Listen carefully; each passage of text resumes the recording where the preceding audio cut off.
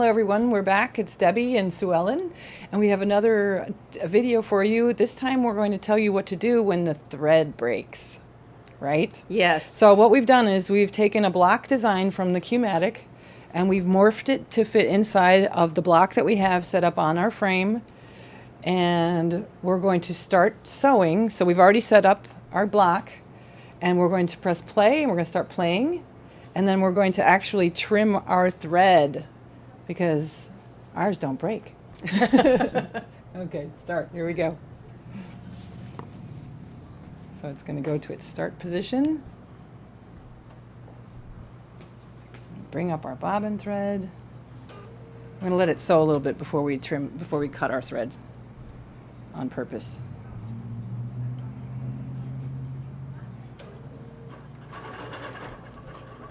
Okay, here you go.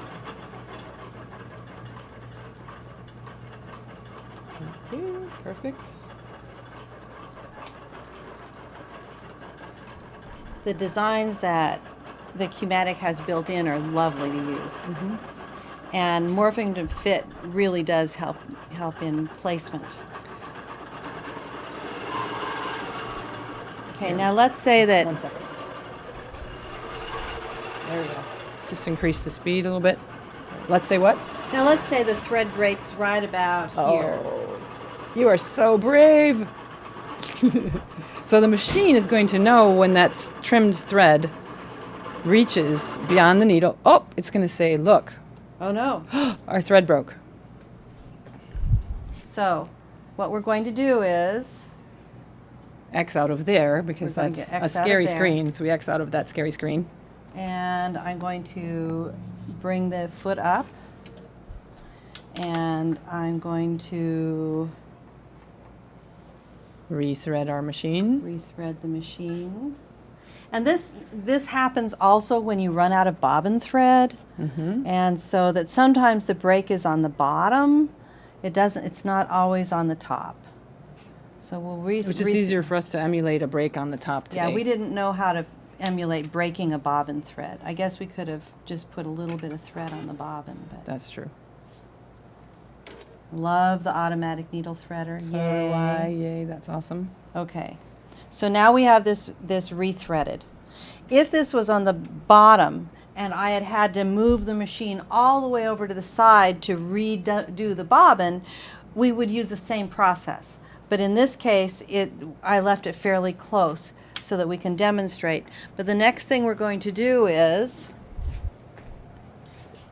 we're going to turn the design active again by turning it red, and I'm going to press play, and then I want to continue sewing, and I'm going to, before I press this, I have to have this as close to that point, the stopping point as I can. possible. That's true. And so if I pressed over there, it would start sewing there, but I want it, and with the laser pointer, I can look and see that it's fairly close, but I don't have to have it exactly on there.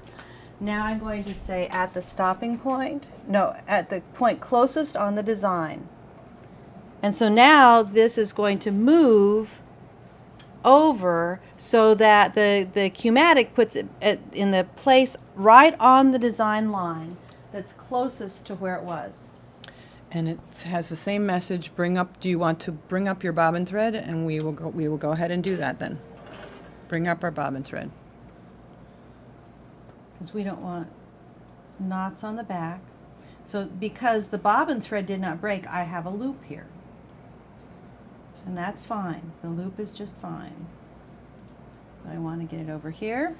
And then we press go on the machine head, and it will resume sewing from where it broke. And that's as easy as that. Whoops. I guess I should wait until it moves out of that area. We don't want to sew ourselves to our project today. No. So that was great. Thank you so much for showing that, Suellen. So that was how you repair a thread break. It's easy as that, wasn't it? Yes. So thank you so much, Suellen, again, for showing us that. And we'll be back for more videos. Thank you.